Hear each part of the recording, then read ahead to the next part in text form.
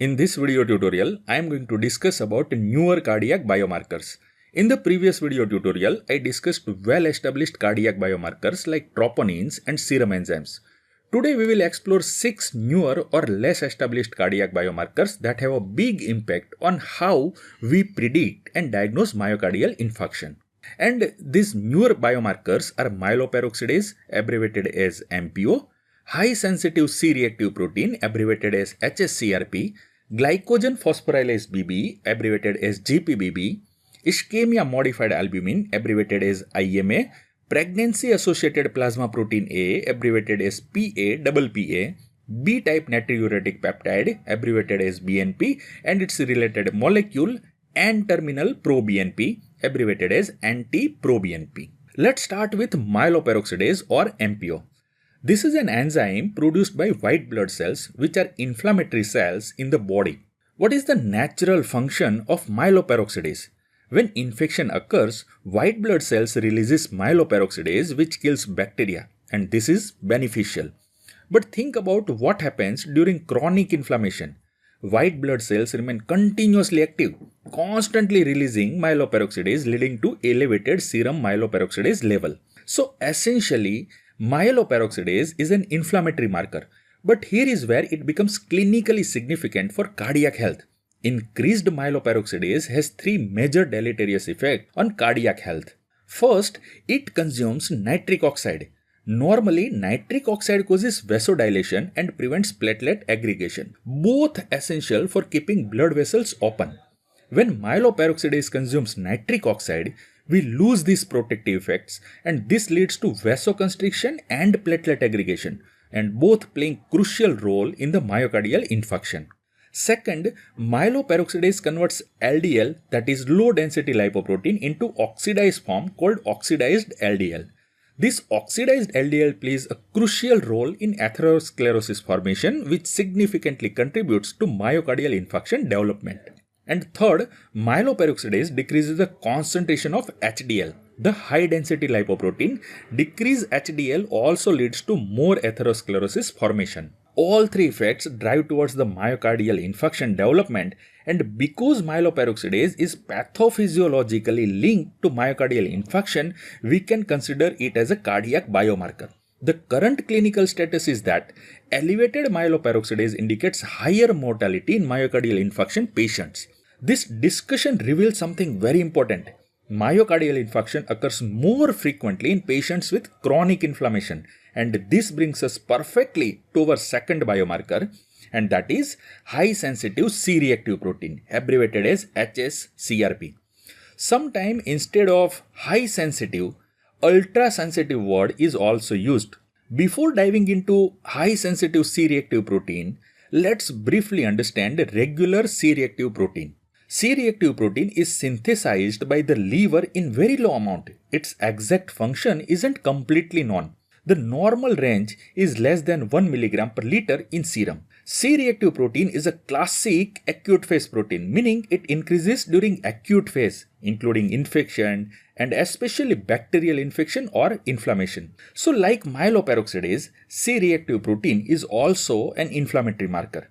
Traditionally, C-reactive protein was used purely as an infection indicator. When serum C-reactive protein level is more than 10 mg per liter, it indicated infection. But here is the breakthrough. Recently, researchers discovered that C-reactive protein concentration above the healthy value of 1 mg per liter, but below the infection threshold of 10 mg per liter, this range between 1 and 10 can serve 2 very important purposes. First, if person is completely normal with no chest pain or signs of myocardial infarction, and we measure C-reactive protein and find that it is between 1 and 10, we can predict the future risk of myocardial infarction. Second, if patient already has signs and symptoms of myocardial infarction, C-reactive protein values between 1 and 10 help us determine prognosis. Let's look at how we predict the future risk of myocardial infarction in normal individuals. Less than 1 mg per liter indicates low risk. Between 1 and 3 mg per liter indicates moderate risk of developing myocardial infarction in the near future. and more than 3 milligrams per liter indicates high risk. Now, how does C-reactive protein help determine prognosis in patients already having myocardial infarction? The higher the value of serum C-reactive protein, the higher the mortality. But remember, this indicates long-term mortality, not short-term mortality. A patient with myocardial infarction and elevated C-reactive protein will likely experience repeated cardiac events in the future, leading to long-term mortality. Compare this with the cardiac troponins from the previous video, which indicates short-term prognosis. High troponin means the patient may die from the current myocardial infarction. High C-reactive protein means patient may or may not survive this current myocardial infarction, but definitely faces an increased risk of future cardiac events. Because of these new cardiac applications, laboratory methods needed to detect very low C-reactive protein concentration as low as 0.1 mg per liter. New methods were accordingly developed which are capable of detecting very low C-reactive protein levels. These newer methods were given a different name, and that is high sensitive C-reactive proteins. And here is where students often get confused. Both routine C-reactive protein test and high sensitive C-reactive protein test measures the exact same molecule, and that is C-reactive protein. The prefix high sensitive simply indicates that these newer methods can measure very low concentrations of C-reactive protein. For diagnosing infection, use the routine C-reactive protein test. For measuring low concentration relevant to cardiac risk, use the high sensitive C-reactive protein test. The bottom line is both tests measures the same molecule, just with the different sensitivity levels. The third molecule is Glycogen phosphorylase BB or GPBB. Glycogen phosphorylase is an enzyme of glycogenolysis, the pathway that breaks down glycogen into glucose. This enzyme has three isoenzyme forms: GPMM, GPLL and GPBB. GPMM is found predominantly in skeletal muscle, GPLL predominantly in the liver and GPBB predominantly in brain and heart tissue. Out of these three, glycogen phosphorylase BB is predominantly found in the heart tissue, making it relevant for cardiac diagnosis. Now what happens? Imagine this is a heart cell. Inside a cell, there is a glycogen phosphorylase BB. When the heart cell experiences ischemia, glycogen phosphorylase BB converts to the soluble form and gets released into the blood. Notice something crucial. The cell membrane remains intact. Necrosis hasn't developed yet. Just from ischemia alone, glycogen phosphorylase converts to its soluble form and released into the blood. This means even before myocardial infarction develops, during the ischemia phase, glycogen phosphorylase is released. It increases rapidly, approximately within 1 to 3 hours after ischemia begins. The advantage of measuring glycogen phosphorylase is that it increases during the ischemic phase, even before myocardial necrosis develops, so making it useful for early detection of ischemia. The next molecule is ischemia modified albumin, abbreviated as IMA. As the name suggests, this is albumin modified by ischemia. How does albumin gets modified by ischemia? Imagine this is albumin. As it's a protein, it has N-terminal end and C-terminal end. When albumin is exposed to ischemia, the absence of oxygen, its N-terminal amino acid becomes modified, and this is very rapid process. These N-terminal amino acids are modified in a specific way. Normally, unmodified albumin's N-terminal portion can bind with cobalt, whereas modified albumin cannot bind with the cobalt, and this property allows to measure ischemia modified albumin. Now, here is the problem. It's not specific to myocardial infarction. Anywhere in the body where ischemia occurs, albumin gets modified. And if we find ischemia modified albumin in the blood, it indicates that ischemia somewhere in the body. In that sense, it is very non-specific. But surprisingly, it has a huge advantage. It's a negative predictive value.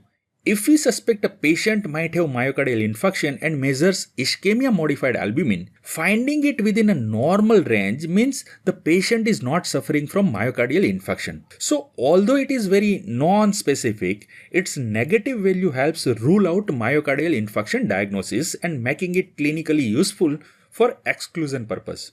Now let's discuss pregnancy-associated plasma protein A, abbreviated as PAPP-A. Classically, it is a serum marker of Down syndrome in pregnancy. Before proceeding, let me clarify something very important. Why it is called pregnancy-associated? Because it is found in a higher concentration during normal pregnancy, and that is why the name was given. But don't make this mistake. It is not only found in pregnancy or only in the female. It is also found in the males. And you might be surprised that pregnancy-associated plasma protein A is present in a low concentration in almost all the tissues. The name shouldn't mislead you into thinking that it is exclusive to the pregnant females. Recent study indicates that pregnancy-associated plasma protein A is present in a high concentration in atherosclerotic plaque that are more prone to rupture. So it is also observed that increase this pregnancy-associated plasma protein A is linked to poor outcome in myocardial infarction patients. High concentration means lower patient survival chances, and lower concentration indicates higher survival chances. The last molecule to discuss is B-type natriuretic peptide, abbreviated as BNP. BNP is a hormone secreted by heart ventricular muscle. Interestingly, when first discovered, it was found in the brain, so it was named as a brain natriuretic peptide, abbreviated as BNP. Later, researchers found it's more abundant in the heart and specifically in the ventricles, so the name changed to B-type natriuretic peptide, keeping the same abbreviation as BNP. Now, B-type natriuretic peptide is secreted in response to cardiac muscle stress. When cardiac muscle stress increases, ventricles releases B-type natriuretic peptide. Once released, what does it do? As the name suggests, natriuretic means sodium in urine. It causes salt and water excretion in the urine. As salt and water are lost from the body, blood volume decreases, which decreases cardiac muscle stress. This is physiologically very important, but understand this crucial concept. If cardiac muscles, especially ventricular muscles, are healthy, they can withstand more stress, so they release less B-type natriuretic peptide. But if these muscles are weak, they feel more stress and so more BNP is released. The condition in which cardiac muscles become weak is called as a congestive cardiac failure or CCF. So in this sense, BNP is a marker of congestive cardiac failure. Remember, it's not a marker of myocardial infarction. Now, here is something interesting about BNP. When secreted from cardiac muscles, it is not in its active form. It's secreted as a prohormone, an inactive hormone called proBNP, which is a larger molecule with 108 amino acids. Once secreted, it splits into two parts, the N-terminal fragment and C-terminal fragment. The N-terminal fragment is properly named NT-proBNP, made up of 76 amino acid, and this is the inactive fragment. Whereas the C-terminal fragment is the actually active fragment. Ideally, it should be called C-terminal proBNP, right? But no, it's simply called BNP, that is B-type natriuretic peptide made up of 32 amino acids. And this BNP is our final active hormone. As you can see, BNP consists of only 32 amino acids, making it a small fragment, whereas NT-proBNP is a larger fragment. NT-proBNP is more stable and has a longer half-life in serum compared to BNP. BNP has shorter half-life because it is easily cleared. Laboratory technique can measure both NT-proBNP and BNP. But because NT-proBNP has a longer half-life, is a larger molecule and is a more stable, most laboratories measure NT-proBNP. The normal value of NT-proBNP is highly age-dependent because cardiac muscle weakens over years. If age is less than 50 years, up to 450 picogram per milliliter is normal. Between 50 and 75 years, up to 900 picograms per ml is normal. And above 75 years, up to 1800 picograms per ml is normal. Remember, these are NT-proBNP values, not BNP values, since most laboratories currently measure only NT-proBNP. And as I explained earlier, NT-proBNP is the best available marker for ventricular failure. Ventricular failure is actually one type of congestive cardiac failure. You need to remember very clearly, it is not a marker of myocardial infarction. NT-proBNP is very useful in evaluating patients with congestive cardiac failure. And here not a single value, but a serial measurements are more useful. In serial measurements, if concentration is increasing, it indicates active disease with ongoing cardiac failure. If it is decreasing, it indicates improvement in the patient. Now, this completes our discussion of less established or newer cardiac biomarkers. Remember, there is a very long list of cardiac biomarkers and we covered only the most sensational and most important ones. Let me summarize what we learned in this video. There are 6 biomarkers and this 6 biomarker represents the cutting edge of cardiac diagnosis. Myeloperoxidase and high sensitive C-reactive protein connects inflammation to the cardiac risk. Glycogen phosphorylase BB detects ischemia very early. Ischemia modified albumin helps us to rule out myocardial infarction.